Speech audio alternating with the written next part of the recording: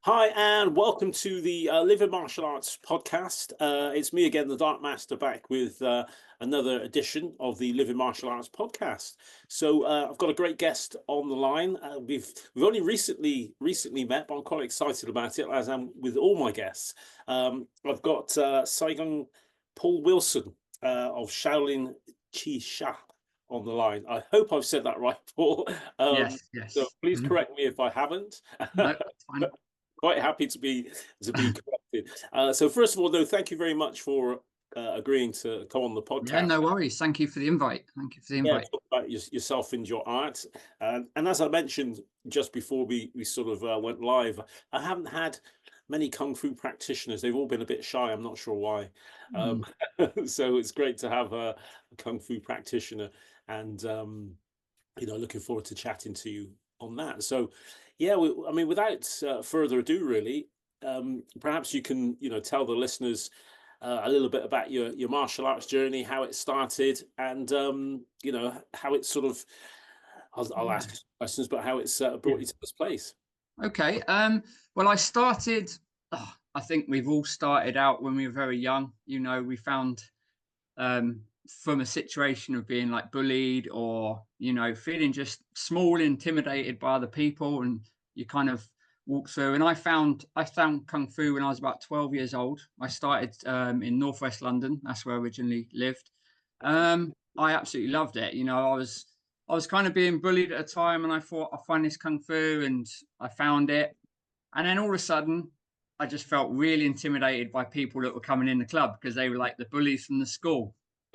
Right. And I kind of left just because I felt intimidated, didn't feel confident, and I stopped doing it. And I stopped doing it for years and years and years. And then when I when I moved to Gloucestershire in 2001, I had my first son in 2002.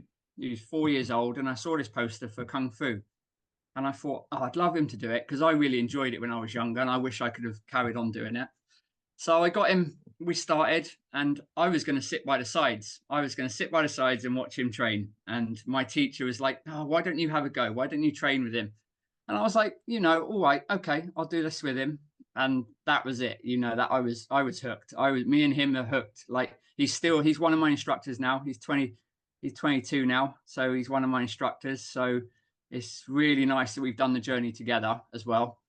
So but Yeah. that's the short of it, really. That's kind of how I got into it. And I've Yeah. realized with the training how being where I was in London, like with the bullying and just feeling scared and unconfident, I didn't want him to go through that stage of life. I didn't want him to feel like that. So I think him learning kung fu and giving him the tools since he was like 4 years old, I think that's been so important to him and to me to know that he's got the tools to kind of get through and enjoy life. And he's really successful. I've got two other children, and they both tried it. My youngest tried it for a bit longer, but he got into football then. That was his thing. So, but he did try it at least. So, but Yeah. yeah, that's how I started. And I went up through the grades. I went up through the grades and got my master's about 6 years ago. And Right, okay.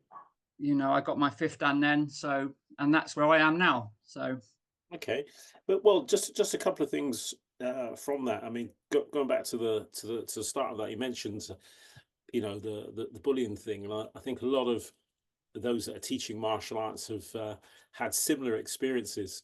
Uh, yeah. which is why they sort of stuck with it. But the first thing I was going to ask you was that, do you find that you get a lot of that now? I mean, I certainly do in my class. I get not so much people being bullied, but certainly people who feel intimidated at school. Let's put it I that way. think, yeah, the intimidation and the anxiety of other people, I think I Mm. feel that I see that a lot more now.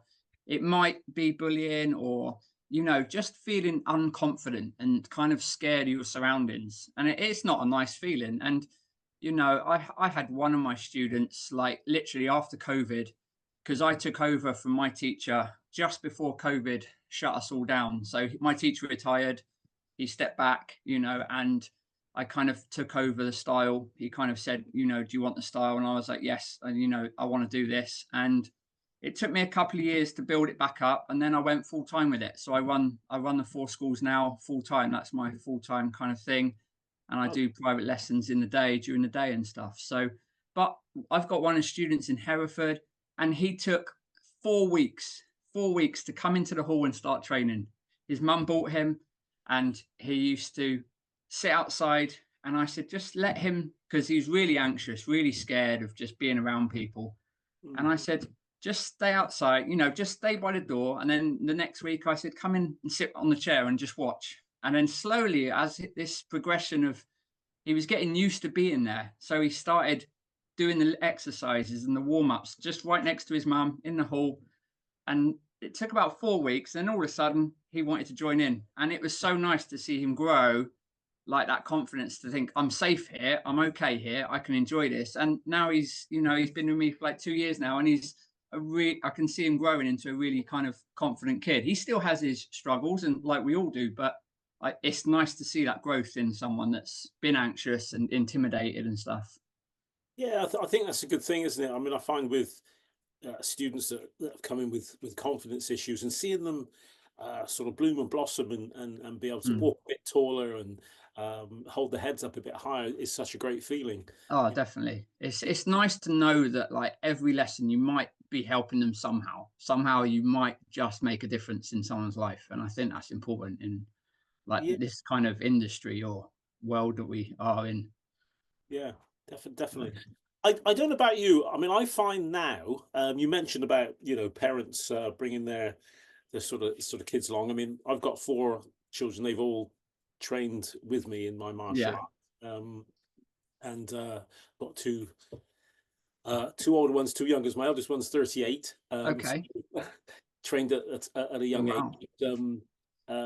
Went to university. Didn't do it after university, but I'm keeping my fingers crossed it'll come back at some point. It'll come back, yeah. I do with mine. I do my other 2. Like I kind of want the other 2 to like enjoy it again. But but my eldest now, he's kind of on his own path. So he works shifts, he works hard. So I don't force him to kind of train a lot. I kind of say, when you're there, you're there. I don't want to force him, but I do keep saying, come on, you've got to get to your next. We've got to level you up a little bit. Yeah. So. I don't know whether. I mean, I'm going from sort of experience of teaching in.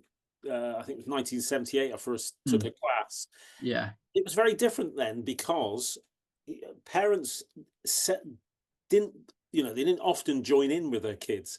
No. A lot more now. I see parents coming along, children training, and they all train as a family, which I think is great.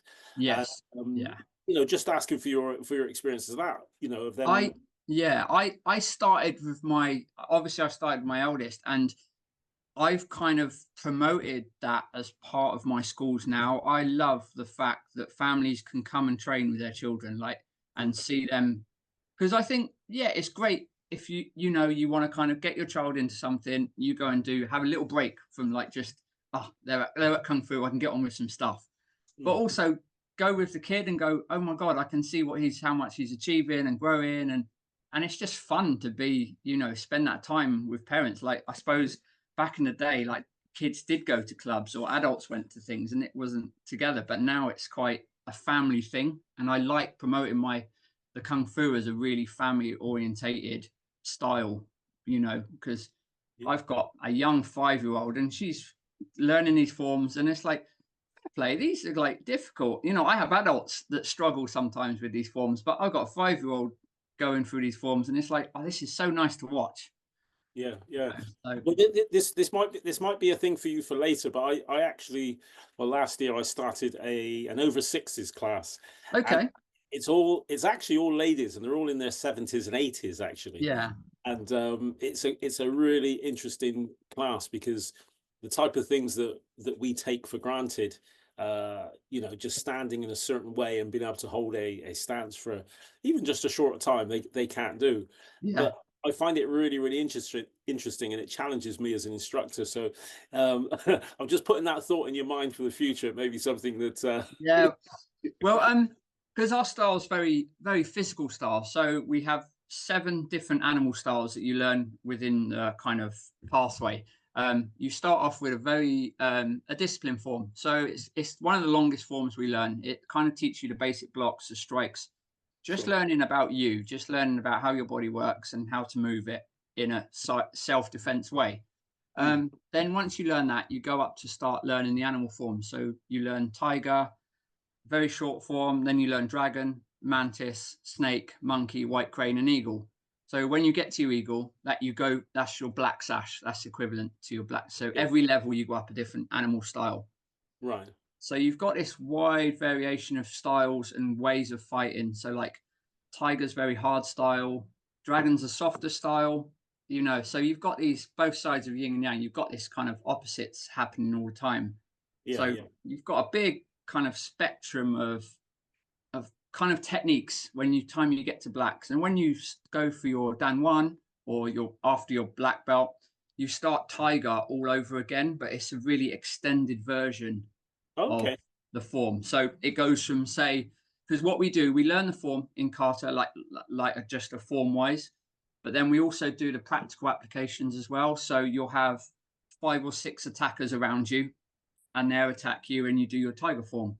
And then you go up, you do your dragon in a form, and then you do the attacks with that form as well. So it teaches you how to do the form and also how to do the practical applications of the techniques within the form. So it teaches you that way. So when you get to Dan 1 or you get your black belt, you start tiger and there's 28 attacks on that one. So they get more intense. The techniques get a little bit more technical and stuff. And you just go up that way, really. So it's a good, nice, but when my teacher retired just before COVID, and he kind of pulled back away from the style a little bit, and I felt a bit lost, and I was like, what do I do now? Like he's giving it to me, but I didn't feel ready to take it on. Like I was like, I'm not good enough to do this. I'm like, what do I do? And I've kind of succeeded with it. I've built the style back up because after COVID, we lost a lot of students from our original numbers. So I've built it up over time, and I've got 4 really successful schools now, and it's slowly building back up with strength. But I felt lost. I was like, where do I go? Like, I haven't got anyone above me at the moment. So I follow Martial Man on YouTube. And have you heard of Martial Man at all? I think I have. Yes. Kieran Kaigo, I think his name is. He goes around China, Hong Kong, looking for Chinese masters. Yes. Different styles of kung fu, different styles of internals. And I thought, well, I just felt a little bit like I was missing something within my style of kung fu. I've done the physical stuff, and I wanted to learn why it happens. Why can I do the things I can do? So I wanted to go a bit more internal. So I watched Martial Man for a couple of years before, and I had a private student, and he wanted to get interested in the internals as well. So I was looking around, and I said, why don't we try looking on Martial Man and see? And we found an online course, and it was called Yan Shou Gong. Sorry to stop you there. When you're just to really sort of clarify my audience, when you're talking about the internal, you're talking about the internal side of what we do, the spiritual side, the chi, that type of stuff. The 5 like internal kind of energy levels, like the physical level, the transmission of power, and just how does this work? How does what I've learned over the last 18 years, why does it work? Why? And I kind of knew that I was missing this internal kind of knowledge, and I thought, how can I give this a bit more substance? Like it already was blooming with substance, but I thought I'm missing something personally. Sure. Okay. So I started on this internal journey, and I found Master Yap. So he does a style called Yan Shou Gong. It's a Southern Shaolin Neigong style of Kung Fu as well. So I've just started this with him and Master Sifu Linden Odston in Netherlands. So I went to a workshop, and it's really opened up my Kung Fu. Like it's really taught me about the internals, the structure of our body, how we transmit power through it. And I've taken it now and put it into my original Kung Fu, and it's kind of really doubled it. Like, it's really intensified it now. It's kind of really helped me understand why we do what we do. Okay. No, that's good. It's an interesting thing, isn't it? Because I mean, I do ITF Taekwondo, which is the traditional style of Taekwondo, not the Olympic version. Uh, Okay. so I think that for me, I started to look at the other side of martial arts. Once I stopped competing, I competed Yeah. for a long time, and then Okay. I don't know, maybe it was an age thing or whatever it was. I mean, obviously you're finding it a little bit earlier in your martial Yeah. arts journey, but certainly for me, I got into things like meditation and breathing, and Okay. not that that wasn't in our style originally, anyway, Yeah. but I just put more focus on it rather It than the wasn't a focus thing, was yeah, it? yeah, put more focus on Yeah. that. I think that's what we're missing a little bit in the Western um, Definitely. hemisphere of martial arts. We're missing that spiritual guidance, if you want to call it that. So Yeah. no, And I think like these new modern martial arts, like, you know, Kung Fu is very traditional. Like a lot of history is around the Kung Fu and the Shaolin, and a lot has spread from there that's made what we've got today. So I like keeping it as traditional as we are. We don't train as hard as I did when I started mm, because people are different now. People, I think, are a little bit like with, say, for example, conditioning. yeah, You start conditioning, people go, I don't like that. That hurts. That yeah, hurts. And you try and say, yes, it does, but you've got to learn to endure it. You've yeah, got the stronger you kind of the more you say it hurt, that you're letting it beat you, and life hits you hard sometimes. You've got to kind of go, right, I can endure this. And if you can take a punch or a bang to the arm, then you're learning to endure stuff that hurts, and I think that's a really valuable lesson with martial arts. And sometimes martial arts nowadays is too quick to learn. Like, oh yeah, yeah, definitely, it's too fast to learn. Bam, bam, bam. Oh, look, here we go. You can, you've earned this. And I was like, sometimes it takes a long time to understand and master something. I've like you've had a longer career but 18 years and I'm just starting to learn things now. Like it's like, oh my God, okay.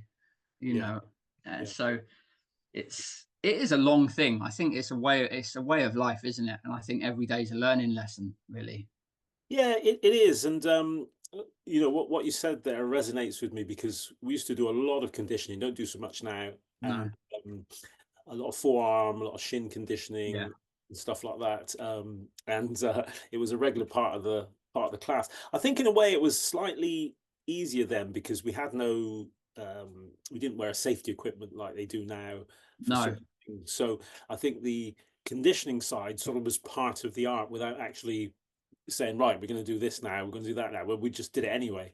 Yeah, Uh, you just done it and you didn't even question like the health and safety side of it that we're kind of governed to now as well. It's, definitely, definitely. you know, Sorry, the one thing I was going to ask you was that you mentioned about your instructor retiring. Now, my students who listen to this will know that I said that I'm never ever going to retire until they knock the nails in. yeah. Although it was tough during COVID because my numbers, like everyone else's, just plummeted. Oh, And yeah. I was in tears almost because I've built this over 40 odd years, and all of a sudden it was seemed to be disappearing. But Mhm. luckily, I've clawed some of it back, and it's Yeah. doing. But I said to myself, and I said to my students, if there's one of you left, I'll still be teaching. Yeah, Um, definitely. Definitely.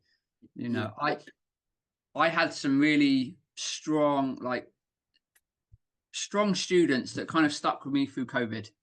Some I think get used to an instructor. I think some of my students that I took over from my teacher wanted my teacher back still, and I think that's why they left as well. They were yeah, kind of, you yeah, know, I'm not sure. And some people just pure family situations changed. I think during COVID, mine changed massively during COVID, and I think people's lives changed over 2 years. It's a long time for someone to kind of start into a new way of doing things. So I like that I've built it up again. I've liked that I've succeeded through COVID, and cool. at one point we were messaging each other saying, should we go and train in the park? And we had groups in the park, just, Yeah, we just met up kind of, no, we're not together, but we are, because we want to train. We had to kind of get out and train and do something, and that was nice because we still did try and do as much as we could, you know, and we had like little videos over WhatsApp of people doing forms and things, so people were still interested, and it Yeah. was nice. So Yeah, but yeah, I had a similar experience with that. With the although I must admit, I found again, I know it was an age thing, but I found zooming over video really tough yeah, because I wanted to get in there and get their hands and go, no, it's this way. I that yeah, that's the hard bit. I've wanted, like, now, even now, doing online courses, maybe online teaching somehow, and I'm still in a place where, like, how do I do it? How can I do it? You need that physical, especially in martial arts. I think you need that physical adjustment of knowing what's right. Yeah, Like, when I've done this Yang Shou Gong, we first learn online. So me and my student, we got the course online. We started studying online, and then we booked a workshop in Holland, and we went over to Holland to actually feel what it felt like to do this internal work. yeah, And yeah, it was amazing. It was really, oh my God, how's this work?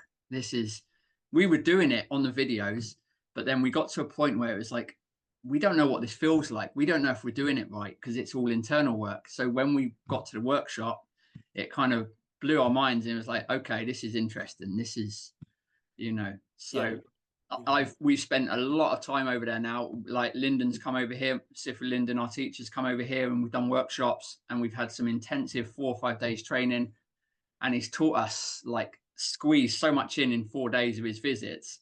So we're kind of leveling up quite nicely. Like, I'm a level 2 instructor now of Yan Shou Gong as well. So I've got these two things going on with Yan Shou Gong and with the Shaolin Qi Kung Fu as well. So it's quite a nice, wide yeah.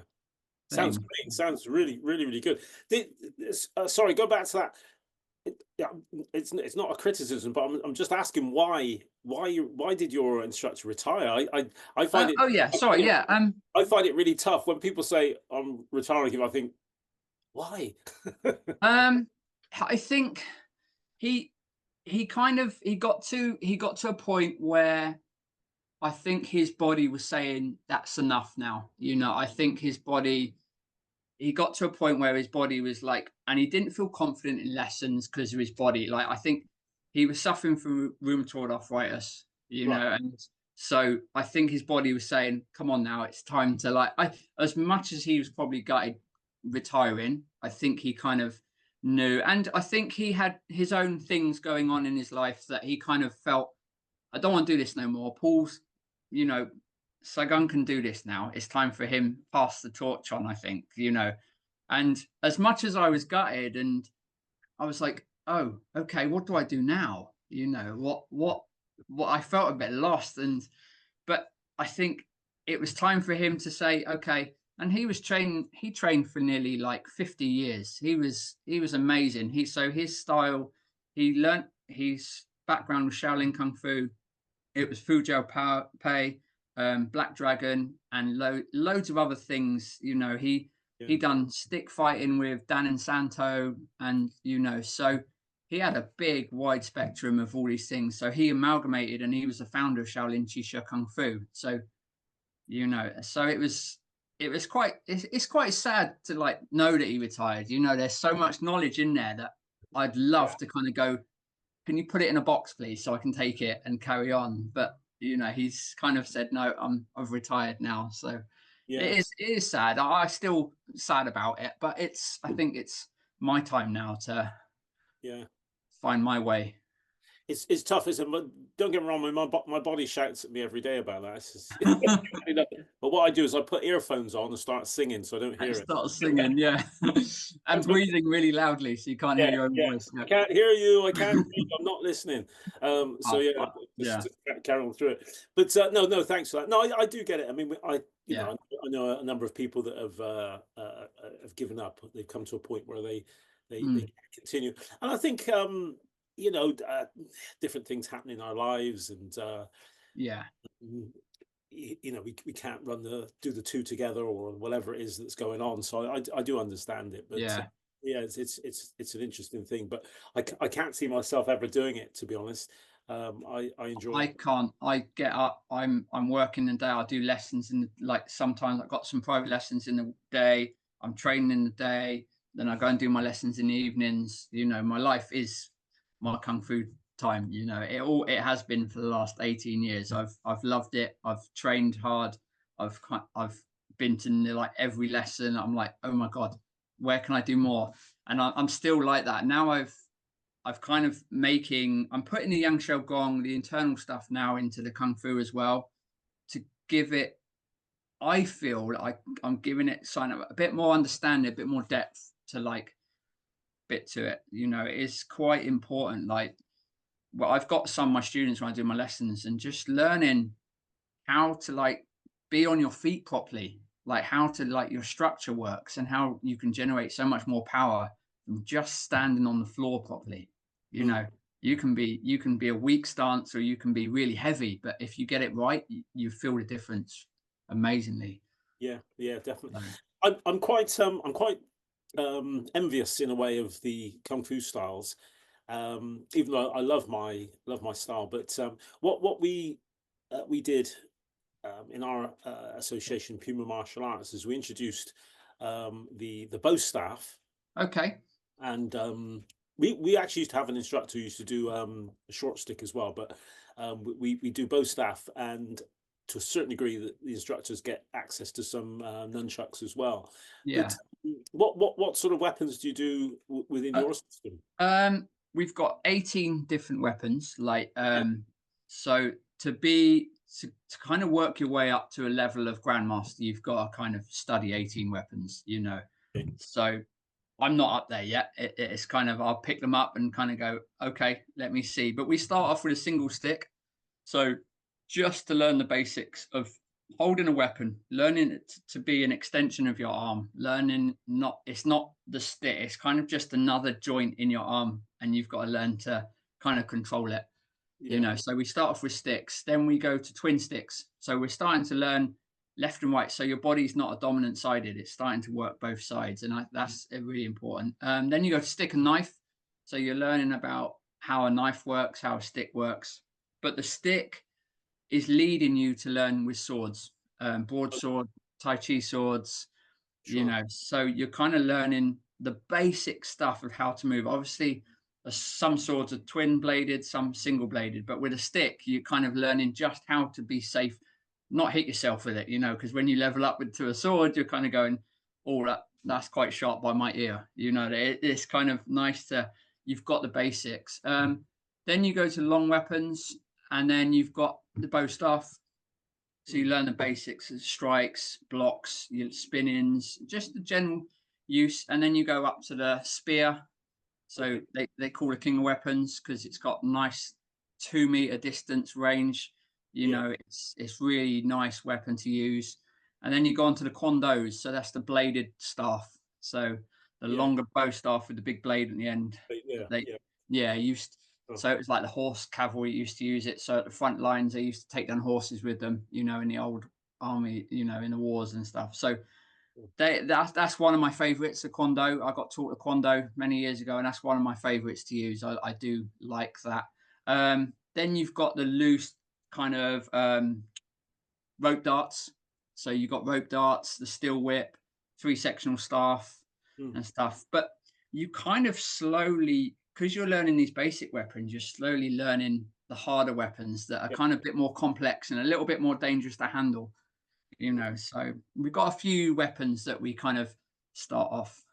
Sure. Sure. And do you excuse my ignorance on this. So do That's you um have forms for each of these, or is it a case of using a or a number of forms with different with weapons? We have forms for single stick, twin sticks, and a bow staff, and the Kwando, and there's a sword and shield form. So we've got some quite traditional Okay. forms that have been developed over time from my teacher, and also kind of me learning to develop forms with traditional style behind it as well. Because obviously, where my teacher's retired, I'm kind of going, right, I want my students to be on this level. I've got to start coming up with these traditional ways of doing things and learning how to kind of put them in a traditional way and going from there. So but it's just not enough time in the day. Sometimes it's like, you know, I do hour and a half lessons, and I've got a little plan in my head. I want to do this, I want to do this, and it's like an hour and a half's gone before I know it, and I'm like, oh, I didn't do what I wanted to do. So it is tough to get the time to go through as much as I want to do, you know. So Yeah, yeah. What about the a competition circuit? Is there one within the system that you do? I mean, we've never entered competitions with okay, our. Oh yeah, we're not as competition. My teacher years and years ago took the club to a competition, and they all got disqualified. yeah. You know, Yeah, because yeah. I mean, it's sorry, it's quite controversial because I mean, I did quite well at competition, but I always said to people it wasn't the reason why I did it. Uh, yeah, I found out that once I started, that I could do competition. I was quite good at it. yeah, But it was never the reason that I was going to continue or carry on with my martial art. And I think a lot of people, when they are heavily into competition, when that finishes, I think they find it very difficult, and then they have a tendency to give up. yeah, yeah. Because I suppose they're driving for that win all the time, aren't they? You know, and I think yeah, competitions are great. You know, it probably does build the confidence as well, but I think sometimes it can build an ego that can get damaged quite easily. Like you Yes, know, and very much.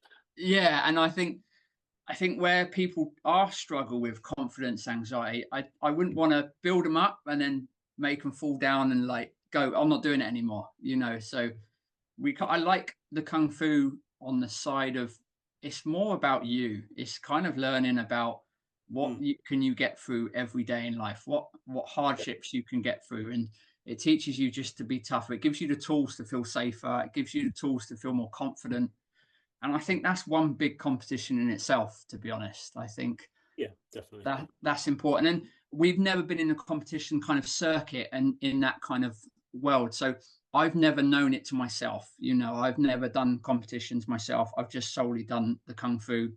Mm, You know, and I don't think it's a bad thing. I think it's just we've chose to do it this way. Really, you know. I yeah, think. sure. No, no, I think so. I think whatever, as instructors, whatever we do, and whether we encourage it, or whether we don't encourage it, I think seeing martial arts as a self improvement, self development system Mm, is important. yeah, Is really important because I think once you see it like that, and you see it as actually it's more about self development and self improvement, yeah. then that sort of changes everything, and changes. Well, hopefully, it changes the outlook and the way that you teach as well. That's it. And it does like I was before I started Kung Fu, yeah, you know, I had a son and I was like, oh my God, I'm a dad, I'm scared. You know, I still wasn't very confident. I still struggled with confidence over the years of just feeling bullied and intimidated. I was still like 24 and feeling like a little scared boy sometimes. And, you Mm. know, so the Kung Fu has totally developed me to enjoy stuff and learn like, you know, I can do this. I can do this. What I want to do, I can, you know, and you do take kind of choices and you're thinking, I can do this. I can get through this. And that's what I try and tell my students as well. You know, life's Yes. hard. Life's hard. You've just got to learn to endure it and get through the best way you can. Yeah. No, I agree. I agree. Well, to be honest, I had that philosophy from my mother before I did martial arts. She was very much in that vein, actually, to be honest. But Yeah. so what is, I mean, you've obviously, done quite a lot and you've achieved quite a lot and you're still going. And, obviously you've got a long time ahead of you. Any sort of, ambitions for the future, or is it just very much of the same? No, I want to go further. Like we're doing the Yang Shou Gong alongside the Kung Fu. So that's two things going on at the moment. I have regular training days that I hold now. So Mm, that was quite good. I done my first one last year. So that was a mixture. That was an all day thing from like 9 till 6, all day training. Groups were going around learning weapons, sticks, bow staff, spears, kicking, rolling, breaking, because we do breaking as well, like yeah, as a part of Qigong thing. So I'm yeah, starting to develop these training days a little bit more and kind of open them up to the families and friends of people. And it's a good way to advertise the schools as well. sure, yeah, So I'm doing these. I'm doing Yang Shou Gong workshops. Like we're doing them nearly every couple of months now to get that audience here okay, a yeah, little bit bigger, you know, because it was funny because when my students said, I want to go and learn Yan Shou Gong, I said, yeah, I do. And I said, I looked and I researched and I was like, there's no instructors in the UK. And I want to be an instructor of Yan Shou Gong in the UK. So that's been my, I've achieved it. I am, a level 2 instructor now in the UK. I'm just taking time to build it up because not a lot of people understand what Yan Shou Gong is. It's, people know Qigong, people know Tai Chi. Yeah. But not a lot of people know like what's behind like the style of Neigong. It's kind of internal martial art. It's nice. Yan Shou Gong is really easy to learn, really simple. You learn about the structure of your body, then you start moving energy around your body, and it does help with your health benefit, massive health benefits, huge, relieves anxiety and stress. So we're kind of moving along that side as well. So I think that's important. But obviously the Kung Fu, I would love to have my own like full-time school somewhere. That is one goal. I want somewhere where people can come as a community and train. And, at the moment I'm doing like these kind of satellite clubs, over Hereford, Stroud, Gloucester and Lydney. So I've got these 4 clubs at the moment that I do. And then we have a higher grade lesson on a Sunday evening. So like anyone over orange and above, up to 5th Dan can come and train a little bit harder, a little bit more conditioning, a little bit harder lessons just to keep the hard tradition still there, really. So I just want to grow it, really. I just want, people to do it. I'm slowly getting into primary schools, doing like little 12-week programs, term time stuff. So helping young kids just learn the kind of basics of martial arts. They help their fitness, their confidence and stuff. So I'm planning to do a little bit more in September, get around some primary schools and start 12-week programs as well. And I think it's important for it to be part of a curriculum, definitely. this self-mastery thing. Well, no, good luck with that. I wish you all the best with it. I hope that you continue to be a success with it as well, because I think once again I've done a little bit of well, actually no, I've done a lot of teaching in schools over the last 40 odd years. It was quite unusual in the 40 years ago, not so much now. And I did a sports week a few weeks ago at a school. Where I train, and that went down quite well. They had a selection of things that they were doing, and martial arts was one of them. So quite enjoyed that, and introducing that to some of the youngsters as well. Because I think the thing about not so much primary school, but certainly secondary school, if you don't fit into the football, rugby, cricket, netball, hockey, then there's nothing else for you. And I think sometimes I don't want to call them loners, but kids who perhaps don't fit into that category in the team game thing find martial arts quite good. I struggled with team sports. I didn't enjoy it. I was quite a loner. When I found Kung Fu, it was like, I can do this myself. I don't need to rely on nobody. They don't need to rely on me. I can do this and kind of do it. And that's why I found it. It was nice for me, and when I met the family that I'm, training with now, like we do call it a family, like, they are my brothers and sisters. They are part of it. And it's a nice way of doing it, I think. So yeah, definitely. Well, listen, we're coming to the end of our chat, but unless there's anything else that you want to mention. But one thing I'll get you to stay on after we close the recording, so I can get some information. Perhaps we can put some stuff in the show notes of where you train and where people can contact you if they want to find out more, which would be good. But yeah, just I'll leave it to you on if there's anything that you want to get over, really, to any of the people. No, I think we've covered a lot, really. I think you've got the idea of my journey and what I like to, how I like to train, and so I think that's everything. That's good. Excellent. Well, also what I'd like to do, and I've been thinking about this, so my listeners, people listening here, will hopefully can put any comments on this. But what I'm trying to do over the next 6 months is do short catch-ups, like 15-20 minute catch-ups with people that I've spoken to in the past. So Yeah, brilliant. I'll be coming back to you for a catch-up and Oh, find definitely brilliant. out That'd be great. how you're Yeah. doing. But I want to say thank you very, very much to yourself, Si-Gung Paul Wilson. It's been magnificent talking to you. I want to thank you for allowing me to continue living my martial arts journey and talking to some great people, of which you are one of them. So thank you very much for that. No, thank you for having me on. Thank you. That's great. And to all the Living Martial Arts podcast fans, I'll be back soon with another podcast, and hopefully catch you there. Take care. Thank you.